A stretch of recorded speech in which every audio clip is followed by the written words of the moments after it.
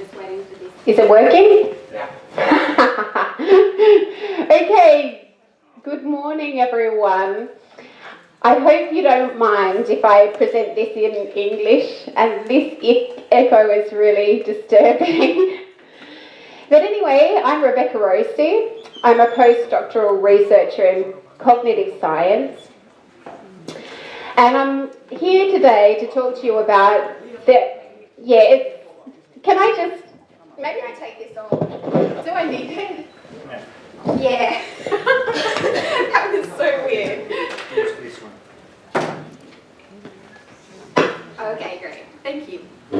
Is this better? Can anyone hear? Yeah. Okay. So I'm here representing the APEX project. It's an Academy of Finland strategy project. That focuses on awareness, prevention and early intervention of mental health issues and, of course, to promote mental well-being in youth and children.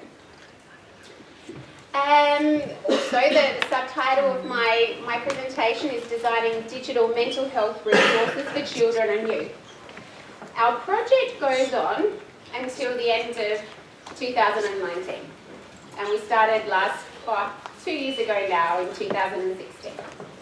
But first of all, I want to do a round of hands. So hands up, how many of you have been thinking lately of the mental health of youth? Oh, wow, look at that. Okay, I've come to the right place. How many of you feel that you know enough about the mental health of youth? Okay, 1, 2 people. Great, congratulations, you graduated. How many of you feel that mental health in youth is an extremely important topic, and particularly the understanding of digital spaces, digital technology, and how that can help understand mental health?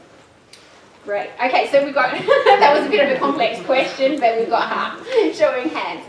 Great. So I've come to the right place. I want to show you, first of all, a small video, just to kind of capture the essence of the type of things we're doing within our APEX project. So let's hope the video works. I haven't checked the sound.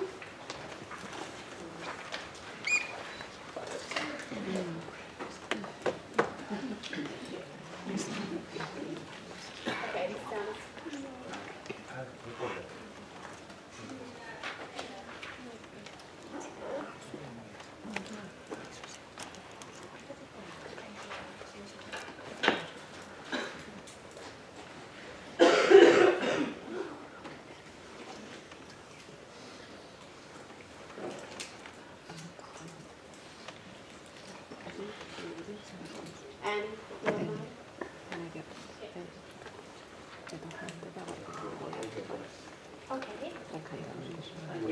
Okay, let's have a look. Yes.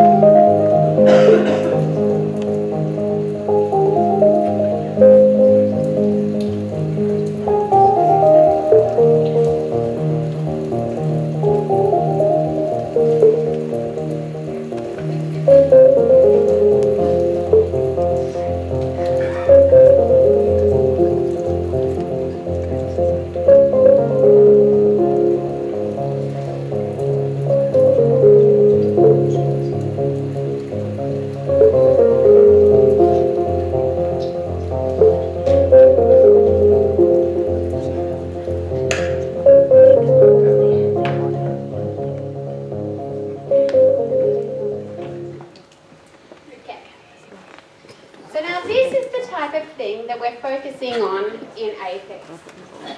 We're looking at digital mental health resources to promote and prevent mental illness and disorder within teens and children. And in particular, I mean, something kind of the opposite to what was seen here, you know, with a focus on medicine, is our angle is mental well-being and positive mental health. Who are we? We're from the University of Turku, the Department of Child Psychiatry. We're from the University of Eastern Finland, the Department of Health Economics, looking at what are the savings and benefits of having digital mental health services available here in Finland. And then we're from the University of Jyväskylä, the Department of Education and Psychology and Faculty of Information Technology, and Dalhousie University and IWK Health Centre in Canada. So, the APEX goal, and the goal of the APEX Consortium, is to promote mental health in families regardless of income, education, residence and place of birth. And in Jyväskylä we're quite busy actually. I mean, if I just mentioned that we're from two different parts of the university, the Department of Education and Psychology, or Faculty of Education and Psychology and Faculty of Information Technology, we're focusing on four main areas. We're focusing on, well, what does this concept of digital mental health literacy mean? I mean, what does it mean and what does it involve in terms of teachers and students, interaction? What kind of skill sets do we need to provide for children and youth in order to be so-called literate in digital mental health literacy skills? We're also mapping digital mental health resources, and we've got a main mapper here in the front row, Sana Mehtälä, who's with us and focusing on this for her master's thesis. We're also focusing on undertaking workshops with children and young people in order to gain insight into how do they conceptualise, how do they think about mental well-being, how do they think about the digital technologies they're surrounded by and using every day, and how do they link these two together. And of course the main goal for that is to understand if we were to design the perfect digital space or environment or research resources in the future, what do we need? And how will children and youth find us? And then also, I mean, something, and this is our touch point with JOPO, is the adaptation of our Canadian partners' intervention called Teen Mental Health, and specifically they've developed this curriculum guide to educate teachers in terms of mental health and also educate students. And we're trying to see how suitable is this in Finland, what parts can be applied here and what parts need to be changed in order for it to be relevant for Finnish students and teachers, and of course the family. So, if we think of these definitions and we try and think of, okay, for children, youth, what is health? What is mental health? And what is the state of the way that they're thinking about these concepts? Well, we can see, I mean, based on previous research, that their understanding of health is kind of quite superficial. I mean, of course, they're capable of deep thinking and they're capable of putting pieces of information together, but still there's a lot of work that needs to be done in terms of understanding, you know, what health is, what's its components and how do they work together. And of course they, according to previous research, have few skills in maintaining health. I mean, they understand things that they're told and, you know, like they can put this information together, but really they need a lot of support from their caregivers and their teachers. in order to be able to maintain their health and to understand these components and how they're working together. And also, of course, like parental interventions are shown to promote child mental health in particular. So the role of the parents should never be underestimated.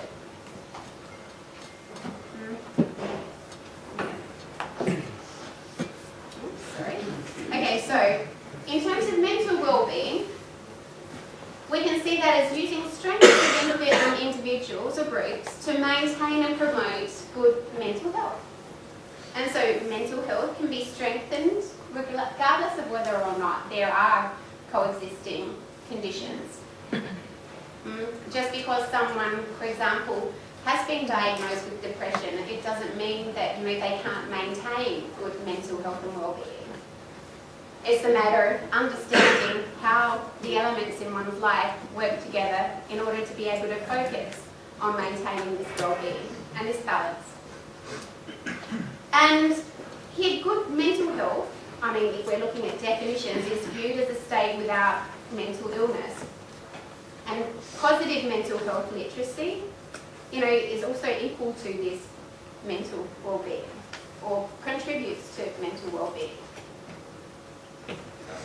Now, during the course of this project, Sana in particular has been working crazily, mapping out a whole heap of different solutions that are directed to both, Finnish-speaking and English-speaking audiences. These are some that have come up on the search. In particular, we've been working with this Sisulman Samgrit with, first graders and third graders, and I think to some extent sixth graders so far. And what we've been finding is, of course, there's numerous mental health and mental wellbeing apps, websites and games, and digital mental health applications don't necessarily meet the expectations of young people. That's come out loud and clear when we've been, either showing, for example, screenshots, getting first impressions of what are these designs like and what do these designs say to children and young people. And of course, once kids become engaged, they start actually using them. We've been finding, once again, they're completely missing the mark. Only a few internet interventions have actually been designed to promote resilience, which is quite interesting, and well-being in adolescents. And we'll hear a little bit more about resilience at the end of the presentation. So, as we've been mapping, and Sana has been mapping these digital mental health resources, Sana has extracted, from the abundance of what's there on the internet, 271 resources, and out of those, 188 have been taken forward for further inspection. And actually for Sana's thesis, she's systematically dissecting the elements of the games in the design and of course their function and contents to find out how they're matching, and designed to promote digital mental health literacy. All adult-oriented applications or applications where mental health doesn't really play a significant role have been kind of removed from the sample that are under investigation. And as I was saying before, 188 of these are coded based on the application type and their features. And the applications have been used for expert evaluations. These expert evaluations have been done and are continuing to be done with various groups. So we've been using students and researchers from the Department of Teacher Education. And we've, of course, been using the real experts, the children and the youth. And we've also been using our multidisciplinary research groups, which comprises both information technology researchers as well as health researchers, health sciences and health education. And the evaluations are taking place through multiple perspectives. So we've got this first reaction And then a level with engagement, what happens when kids actually start using these. And then what types of emotional reactions are actually coming forth. And what are they coming forth from? Is it from the designs themselves? Is it from the engagement, the play? Or is it from the actual contents? I mean, how is the content speaking to the kids? And increasing their awareness of, you know, what this mental health thing is. We're also looking at visuality, usability, and content. But some of the early things that we've been starting to find in terms of the student teachers use their own criteria to evaluate these mental health solutions. And they were actually surprised by the differences in quality. I mean, it's astounding. There's some really, really good resources out there and some really, really bad ones. And the fact that they coexist was quite scary to these student teachers. The applications that received the worst feedback, and I'm just staring at Matt here, were the games. The games. I mean, I'm guessing that this is probably also the most challenging area to design for. But so far, I mean, I guess the level of finishedness. I mean, there's a big problem in the fact that many of the games get kids involved in playing, but then somewhat not finished in terms of the interaction, and of course, you know, like the amount of text that's coming on screen, the fact that, you know, like characters walk through objects. So we're noticing that there's not enough emphasis actually being placed on the execution of the games. And of course, there was suitable material actually found. Students were quite excited by the fact that they could actually use a lot of the stuff that they were reviewing in their own teaching. Applications were focused on these mental disorders. I mean, mostly, and that's the dominating thing. And this is, in a sense, what we're trying to counter. Because if we keep connecting mental health to disorder, then it's going to continue to be stigmatised. Kids are still going to remain scared of talking if they're feeling bad, if they're curious about knowing a little bit more of what's going on in their mind. You know, like they're going to somehow think twice because they're going to be afraid of being labelled. So we're trying to reduce stigma and counter this disorder-focused movement. Anyway, so the Finnish language pages seemed more suitable for supporting the teachers and their teaching, but funnily enough, the kids actually liked the English-speaking pages, or English language pages. Anyway, so sixth graders in particular were interested in the web pages. The web pages weren't so familiar yet. Actually, one of the students in our study spoke out and said, that nuorten method, you know, like just is always jammed. So, I mean, they'd already been trying it out in previous moments of their life. The boys were really interested in the teen-related pages. Ooh, I wonder why. And one student told of how they knew a few friends who would need these websites. So kids actually already started thinking, I've got a friend that, you know, like, I mean, possibly needs to learn a little bit more about this area. And parents were also interested in hearing about the websites. I mean, for their own use, for their own knowledge, and, you know, to support their children. And many students really liked the English language websites, as I said before. So that's interesting. But we are noticing that there are so many things that can and need to be done. You know, one in terms of changing the focus from the, you know, negative aspects of mental health towards the positive. And then, of course, in terms of putting effort and resources into improving the resources for promoting digital or mental health in youth and children in Finland. And also, I mean, one of our really rich sources that we're getting information from in terms of what are the directions that we should be thinking of are scenarios, scenario design. We're having 6-year-olds plan these future spaces and worlds. And of course the scenarios changed from 6 to, for example, 66 or 16. But it's quite interesting to see that there's quite a few common things that are coming up even within the age groups that we're studying.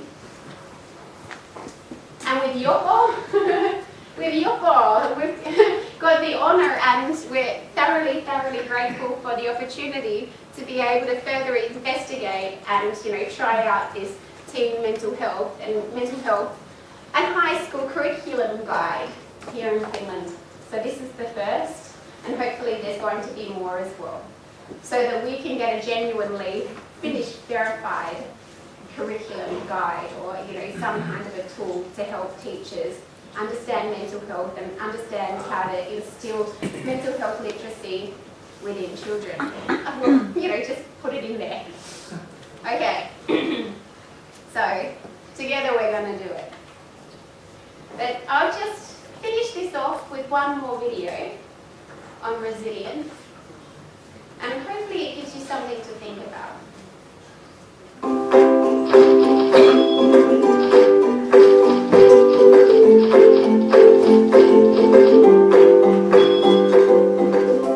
Sometimes parents feel they have little influence over their teenager.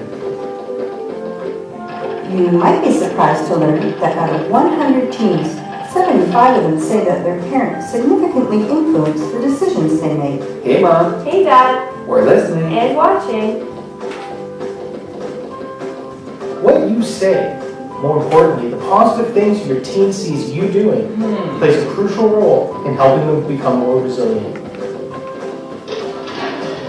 Resiliency is the ability to handle life's ups and downs in positive ways. To become more resilient, teens need the support of family, friends, teachers, coaches, and others in the community. We need to move and play every day, eat healthy foods, get enough sleep, and find positive ways to deal with stress. Seeing the bright side of life's challenges helps build resiliency. It's important for teens to understand their feelings, express them in constructive ways, and to practice kindness and empathy to others. Mastering practical skills such as budgeting, scheduling, and cooking builds competence. Hey Mom, can I have some friends over? Vegetables? I love vegetables. What an awesome day. You alright? Can I help? Separate whites and colors, add soap, and voila, clean socks. Teens can handle the challenges of growing up. And you can help us do it. Try these shoes on with your teen. Find out more at durham.ca/teenscamp. Okay, so that was it. I'd like to thank you very much for your attention.